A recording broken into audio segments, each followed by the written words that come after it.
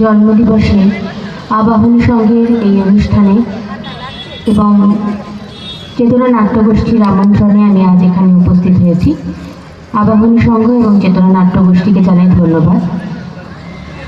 আজ শুভ দাশগুপ্তের লেখা আমি সুভাষ বলছি কবিতাটি আমি পাঠ করে শোনাচ্ছি।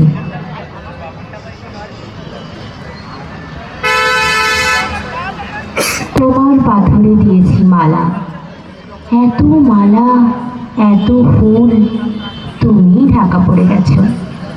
তুমি পাথর না হলে রাগ করতে। 56 বছর আগের এক মধ্যরাতে এলগিন রোডের 3 তলার ঘরে আলো জ্বলছিল। চাদর গায়ে এক ছায়ামূর্তি পায়চারি করছিল অবিরাম। বাইরে রাস্তায় ইংরেজ পুলিশের চর সতর্ক সজাগ চোখে দেখছিল। তাদের সব সতর্কতাকে বুদ্ধ বানিয়ে তুমি তখন অন্ধকার চিরে ছুটে চলেছ আলোর পথে। দেশের মানুষ কাকপক্ষী কেউ টের পায়নি। তুমি চলে যাবার পর 56টা শীত, গ্রীষ্ম, বর্ষা উধাও।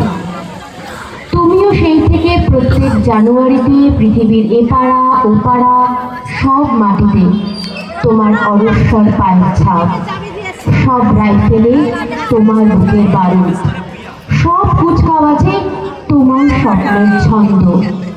পরশ পাথরের মতো স্বাধীনতাকে খুঁজেছে তোমার অন্তরে লুকিয়ে থাকা এক খেপা।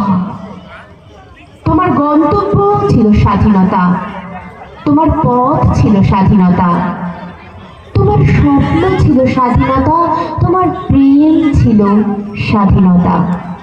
তুমি রক্ত চেয়েছিলে স্বাধীনতার জন্য, তাই তুমি পাথর। যারা স্বাধীনতার আড়ালে চেয়েছিল গদি, চেয়েছিল সিংহাসন, ইংরেজের ছেড়ে যাওয়া লুটের রাজ্যপাট, তারা রইল সুখে। ভারতবর্ষের টাকায় তাদের সুখ, তোমার নয়। ভারতবর্ষের অফিসে আদালতে তাদের ছবি, তোমার নয়। ভারতবর্ষের সংবিধানেও তাদের শৈশবুত, তোমার নয়। ইংরেজ গরিব মানুষকে পায়ে নিচে রাখত, আর আমরা বড় লোকদের মাথায় করে রেখেছি। স্মাগলার কিংবা ডাকাতকে জোরহাতে সভাপতির আসনে আহ্বান করেছি। ইংরেজ এদেশের ধন সম্পত্তি লুট করত, আর আমরা দেশটাকেই বেচে দিচ্ছি। ইংরেজ দিয়েছে চাবুক, লাঠি, গুলি, আর আমরা দিয়েছি মাস্তান, মাফিয়া, নেতা আর বুলি।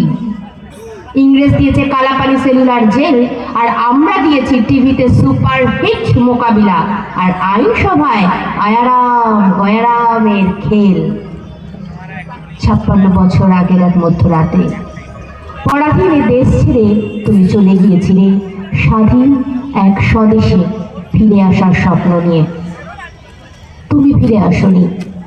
স্বাধীনতা এসেছে, তার কাঁধের ঝুলি ভরে নিয়ে এসেছে ভোট নামক রাজস্ব যজ্ঞ, গণতন্ত্র নামক চিরায়ত মাসান্যায়, প্রগতি নামক লোক ঠকানো স্ট্যাটিস্টিক্স, সংহতি নামক বিস্ফোরণের চুরমার, ঐতিহ্য নামক মন্দির মসজিদে ঝগড়া, আর সমুদ্র হিমাচল ভরিয়ে দেওয়া ভাষণ ভাষণ আর ভাষণ। 56 বছর ধরে তুমি পাথর হয়ে আছো। কান পেতে আছে ইথার তরঙ্গে, কবে হঠাৎ শোনা যাবে স্বাধীনতার নিজস্ব কণ্ঠস্বর। আমি সুভাষ বলছি। ধন্যবাদ।